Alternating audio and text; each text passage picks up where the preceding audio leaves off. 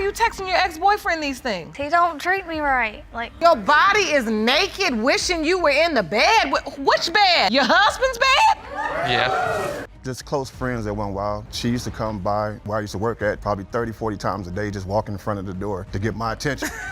You know, we did mess around, but it was never a relationship. Handed me $100 and went up to talk with my mom. Came, but this time my relatives were there. Spoke with my relatives. They knew, and I was able to recognize from the first time that I met him that was the guy that my mom pointed out to me was my father. Miss Yarbrough previously proved in court that Creddle Jones, a member of the Chi-Lites, was her biological father. Now she's teaming up with her brother, Michael Jones, in a new courtroom drama to prove that Mr. Triplett is not their sibling, aiming to protect their father's precious musical legacy and estate. Things are just heating up. Wait till you see what's next. In this very courtroom to prove that the late Chi-Lites member Creddle Jones, your biological father, Michael Jones, is your brother. The results from that case prove that Creddle Jones is your father. Stand united together to protect your father's legacy and musical estate, proving that Mr. Triplett not your sibling. All right, let's dive into this juicy bit. Mr. Triplett is throwing a curveball, claiming Creddle Jones is his dad and hoping for a warm welcome from Miss Yarbrough and Mr. Jones after the DNA test results are in. Mr. Jones is skeptical because of their age difference and his parents' seemingly rock-solid relationship during his early years. Stay tuned, the plot thickens, and it's about to get even spicier. You've always known that Mr. Creddle Jones is your father, and you hope that once the DNA results are revealed, Miss Yarbrough and Mr. Jones will welcome you with open arms. Yes, Your Honor. Why do you doubt Mr. Triplett is your brother? He claims that he's like 2 weeks older than me. As far as my life, I know my mother and father was always together.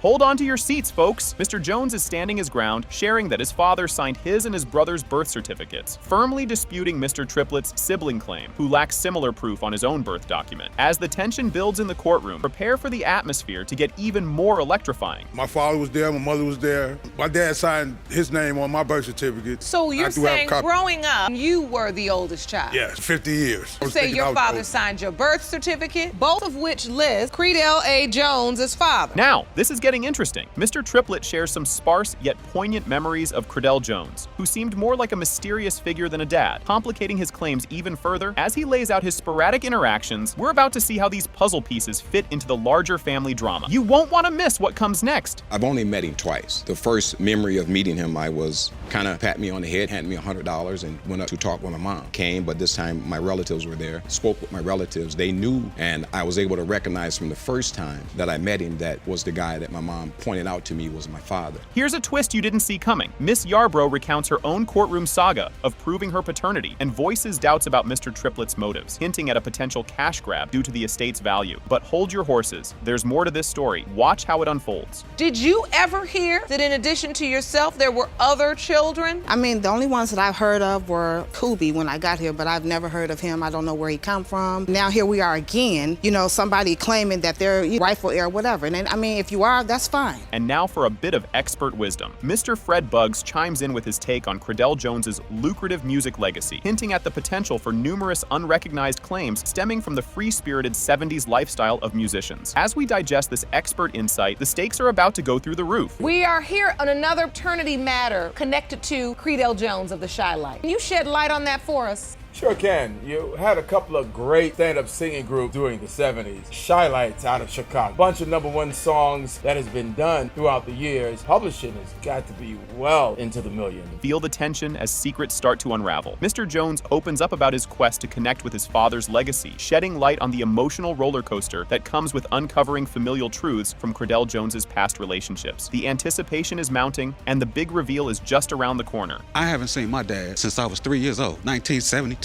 Featuring one of the Chi-Lites members. In that magazine, read the article and thought about Dad. Was he still alive? An email to their PR agency telling her who I was. I haven't seen my father. Later that day, I get an email back telling me she sent the email to Marshall. He asked her for me to send a picture. He wanted to see me. So I took a picture, snapped it, sent it to him. Then today, your lucky day. The moment of truth is almost here. Can you feel it? As the court prepares to disclose the DNA results, the emotional stakes are sky high, especially for Mr. Triplett, who is desperate for closure on his paternity mystery. Brace yourself for a heart-stopping revelation that could change everything. Is that he was told that this was his identify real contact or connection with him. He didn't really pursue the relationship, but instead did what a lot of young people say, my courtroom. Well, if he didn't really care enough to have a relationship with me, then I just go on with my life and try to do me. But as he began to think, I really don't want to leave this earth without knowing who my father is. Get ready for a groundbreaking moment. The DNA results confirm that. It has been determined by this court. Mr. Triplett,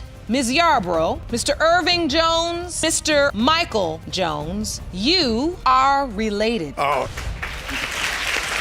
Can you believe we just started and it's already this juicy? Miss White opens her case by stating her need to prove the paternity of her 3-year-old daughter, Savannah, to her husband. She admits to previous infidelities and hopes that confirming Savannah's paternity will mend their fractured trust. Hold on to your seats because this roller coaster is just taking off. You've opened your case because the only way to save your marriage and family is to prove to your husband that 3-year-old daughter, Savannah. Yes, Your You admit you've cheated in the past, but husband will trust you again. Is that correct? Yes, Your Honor. The tension is mounting. Mr. White dives into the painful doubts that have plagued their marriage, fueled by neighborhood gossip and his own social media sleuthing. The emotional strain has escalated the marital discord to breaking point, and guess what? It thickens even further up next. Because when it first all come about to where she was having an ex-boyfriend, I had neighbors tell me he was coming over, and then I started doing the snooping on Facebook, seeing where his location was, and then we got into an argument one night. He showed up, and that's when I knew there was something happening. Call him if we're arguing. And the plot thickens. Miss White reveals the deeper reasons behind her infidelity, citing abandonment issues due to her adoption.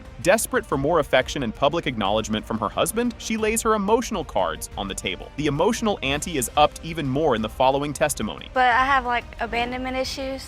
He's not showing me the love and affection that I need, trying to like make excuses for myself because I admit what I've done is wrong. Love and affection and be there for me, and he's not doing. But wait a minute, because you admittedly have been cheating, you've had to open this case to Correct. prove paternity of Savannah in hopes of saving your marriage. This segment is a real eye-opener. They discuss how quickly their relationship progressed to marriage and parenthood, a whirlwind of young love and overwhelming responsibilities. The complexities only deepen as we peel back more layers in the upcoming moments. I moved in with them after a month of being together. I ended up getting pregnant with our first child. We ended up getting married. Everything just happened so quickly at 19 years old. So, You got married young. yes, Did you start cheating? yes. I didn't find out for sure. Admittedly told me when Savannah was 6 months old, 50 chance that Savannah wasn't mine. This is where it gets real. The conversation turns to how their rocky marriage impacts their children, with Mr. White stressing the importance of a stable, loving home, whether together or apart. But hold your breath, because the next part reveals just how complicated their relationship has become. And at the same time, it was kind of a relief, because for a fact that it was actually happening, it wasn't just, oh, it's an assumption, I don't know. I think more than anything that I was more hurt. Done got attached to her. 6 months old, was there for the whole 9 months. I was the one that cut I've been there for all my kids. I work to provide for my kids because I want them to have a better life than I did.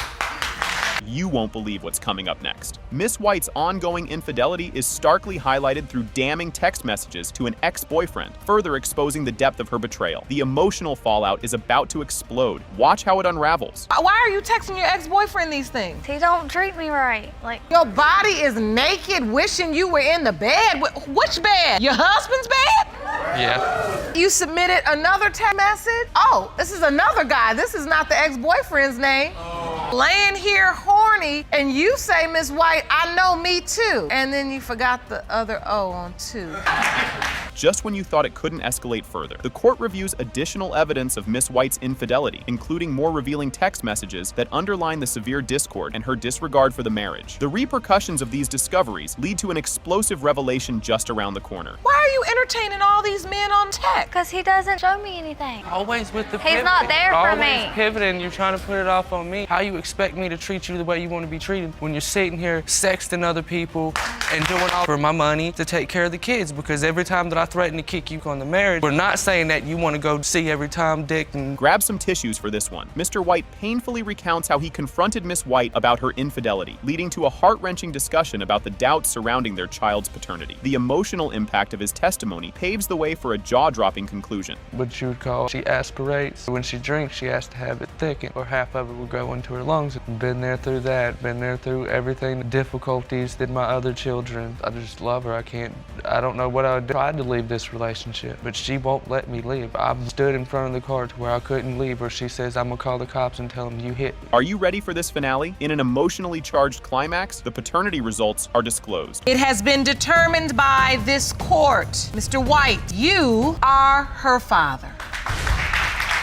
What a wild way to kick things off. Ms. Henderson opens her case, explaining her lifelong uncertainty about her father's identity. She believed Mr. Henderson was her biological father until Mr. Rycroft claimed paternity when she was 15. She expresses her doubt and seeks the truth through the case. The suspense is just starting, and you'll want to see what happens next. You claim that Mr. Henderson was your biological father at the age of 15. Mr. Rycroft, he is your dad. You are doubtful and have opened today's case to get the truth. Hold on to your coffee because here comes a heart-wrencher. Ms. Henderson discusses the emotional toll of not knowing her father, impacting both her and her children, who are curious about their grandparents. She expresses a deep desire for familial connection and closure, highlighting her readiness to learn the truth about her paternity. Get ready, because the emotional roller coaster is just getting going. My kids, they want to know their grandparents. My daughter, she tells me all the time, Mom, we're gonna find your dad. I'm just ready. I want to be close to somebody, be close to them. I've always been close to him, but I need to know the truth. Strap in for this next revelation. Mr. Rycroft confidently states that he is Ms. Henderson's biological father. He shares his immediate emotional connection upon meeting her, supported by the aunt's belief in his paternity. Their conviction adds emotional weight to the proceedings as they seek confirmation from the court. The plot thickens, and you'll be on the edge of your seat. When we met, I just felt that she was my daughter. And then just to know that my sister's resting in her grave, she needs to know who her family really is. I just need to know, too, for sure. We can all move on. Either way it go, he's been her father, and they're gonna remain being her father. Things are getting spicy. Mr. Henderson recounts his marital difficulties and doubts about Ms. Henderson's paternity. Following his wife's extended trip, his narrative reveals suspicions of infidelity and the complex dynamics that led to the paternity question. You won't want to miss what's coming up next. She's left me in California, went to visit her mother in Arkansas. My other daughter told me that my mom is pregnant. And so when you find that out, cheated, or you assume this is my baby? She was pregnant before she left. I talked to her. I told her, if it's a girl, it's ours. If it's the boy,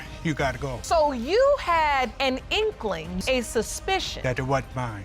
Are you on the birth certificate? No. Grab your popcorn. This is a good one. Ms. Henderson describes her first meeting with Mr. Rycroft, arranged by her aunt, which was emotionally positive. However, her mother's later comments sowed doubts, complicating her feelings and the narrative of her paternity. Things are about to take an even more dramatic turn. She told me to come meet my dad, and we held each other. I asked my mom after that about him. I don't know why William thinks he's your dad. The last time I was with him, I was 18, and I had you when I was 25. My sister, when it comes to telling the truth on certain things, they'll beat around the bush. And like she didn't answer him when she came back, she didn't tell her the truth either. Here comes the juicy part. The episode deepens with revelations about family secrets and affairs, suggesting a tangled web of relationships and hidden truths surrounding Ms. Henderson's birth, adding layers to the paternity mystery. Brace for impact, because the revelations are just getting started. Tired of just beating around the bush, not saying nothing about it. So I went on and told her, do you want to meet your daddy? So you called her that day? I want to meet his daughter. I called him, and he came to Revival, and I said, you want to meet your daughter? We want to hear from you. What was that day like? I'm just astonished about it. I believe she's my daughter. Karen went back to California. I believe she was pregnant. Buckle up for this bombshell. It has been determined by this court. Mr. Henderson, you are not the father.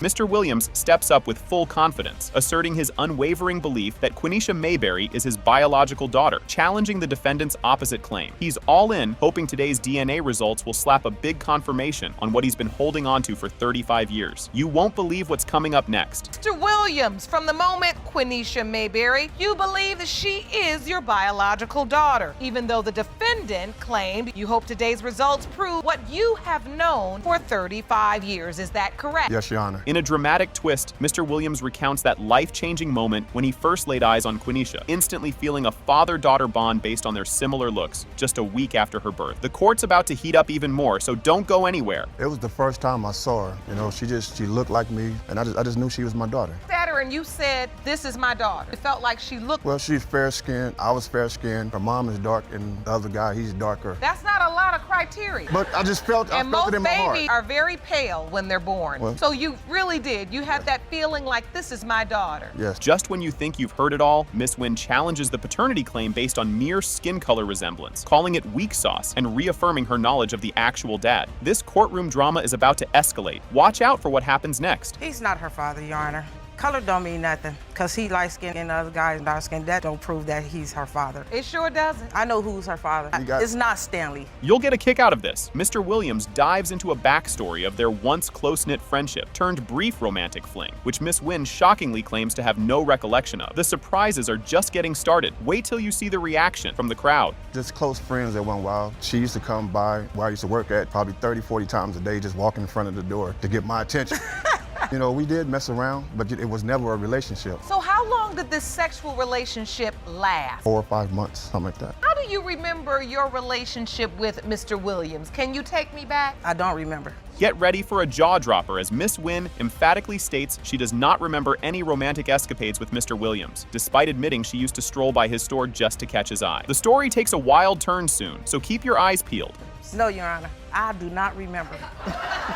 You remember walking past the store and trying to get his attention? So you remember both of you all were young and you remember walking past trying to get his attention? Shoe shine probably about 10 times a day. That's what he said. 50 times a day. Maybe more. And so what Still don't prove he's the father. Can you handle more? Listen to Mr. Williams describe taking baby Quenisha to family gatherings, seeking his mother's confirmation of their resemblance. As emotions stir, anticipate even more revelations just around the corner. The first time I took her home to my mom, and I asked my mom, I said, "Do she look like me?" And my mom said, "Yeah, that's your baby, Stan." How old was she? She was months old. I used to go And you get her. came and picked up a newborn baby. Yes. And he wasn't no newborn. Yes. He ain't got no pictures with her being a newborn. It was once I came and got her for like my nieces and nephews' birthday parties. I used to go get her so she can come and play with the other kids. And I would keep her the duration of the party. As emotions swirl, Quenisha speaks up about growing up without feeling a connection to the man on her birth certificate, intensifying the courtroom's atmosphere. The emotional stakes are high, and there's more heart-tugging drama ahead. Man that signed my birth certificate, met him like twice. I don't feel like we have a connection. I really don't feel like that's my father. And you've only seen him like 2 times. And that was when I was like 18, so. That to her. I'm still mom and dad. You've been a mom and probably a really great mom here if you were the dad and could really fill those shoes. And just when you think it's all figured out, the DNA test results drop like a bomb. It has been determined by this court. Mr. Williams,